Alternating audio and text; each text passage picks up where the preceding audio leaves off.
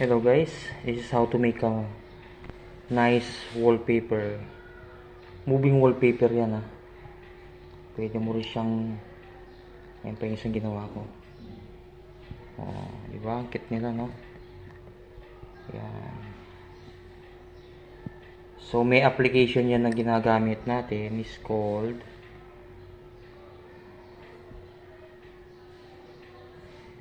ito siya, Spilly. So open mo siya. Yan, meron kang create. I-download yan.